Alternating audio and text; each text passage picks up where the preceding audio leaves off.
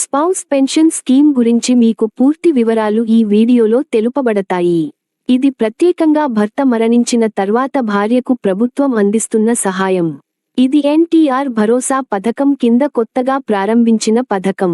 దీని ద్వారా భర్త మరణించిన తర్వాత భార్యకు ప్రతి నెల 4,000 రూపాయలు పింఛను లభిస్తుంది. ఈ పథకం జూలై 1, 2019 నుండి అమల్లో ఉంది.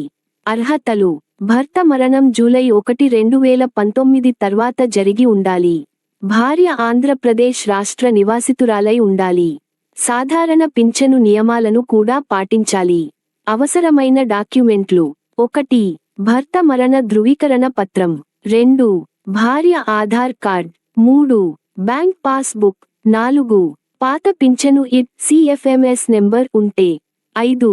ఓటర్ ఐడి లేదా రేషన్ కార్డ్. అప్లికేషన్ ప్రక్రియ: మీ గ్రామ, వార్డ్ సచివాలయంలో WEA లేదా WWDS అధికారిని సంప్రదించాలి. అవసరమైన డాక్యుమెంట్లను సమర్పించాలి. వారు SS పెన్షన్ పోర్టల్ ద్వారా అప్లికేషన్ అప్లోడ్ చేస్తారు. ఒకసారి వెరిఫికేషన్ అయిన తర్వాత పింఛను అందుతుంది. తప్పుగా నమోదు చేసిన డేట్ సరిచేసే అవకాశం. ఇప్పుడు WEA WWDS అధికారులకు డేట్ మార్చే అవకాశం ఉంది. అయితే సరైన మరణ ధృవీకరణ పత్రం తప్పనిసరిగా ఇవ్వాలి. ఇలాంటి ముఖ్యమైన పథకాల గురించి మీరు తెలుసుకోవాలంటే మా ఛానల్ ఏపీ స్కీమ్ అప్డేట్ కి సబ్స్క్రైబ్ చేయండి. వీడియోని లైక్, షేర్ చేయండి.